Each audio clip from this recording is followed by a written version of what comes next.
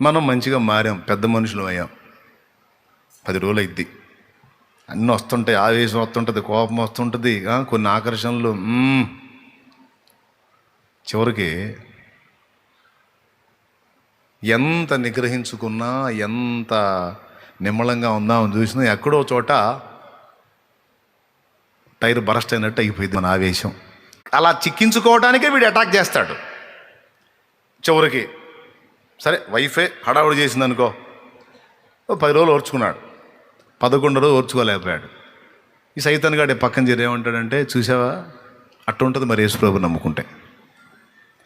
నువ్వు ఇంట్లోకి అడుగు నీ అడుగు చప్పుడు వినపడితేనే మనిషి అలాగ లేచి గడగడలాడుతూ పరిగెత్తేది.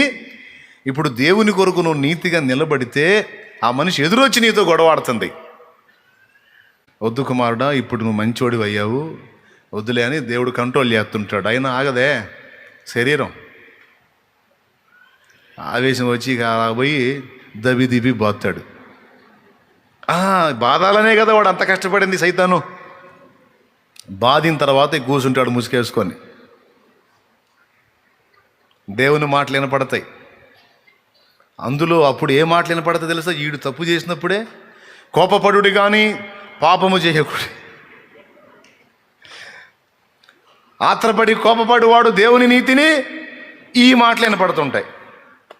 ఇంకా ఎంత గందరగోళం అవుతాడో మీరు ఊహించండి. వాక్యమే వినపడుతుంది. చూడు దేవుడు నాతోనే మాట్లాడుతున్నాడు, తప్పు చేసేసాగా ఇంకా పనికిరాను. నువ్వు పనికిరావు అని వాడు అంటాడు. నేను పనికిరాను.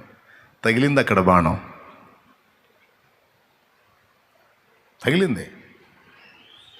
ఇంకా చర్చికి బాబుద్ధి కాదు, ఇంకా ప్రార్థన చేయబుద్ధి కాదు, వాక్యం వినబుద్ధి కాదు. వాక్యం వింటే మళ్ళీ ఏ వాక్యం వచ్చి ఎక్కడ తగిలిద్దో.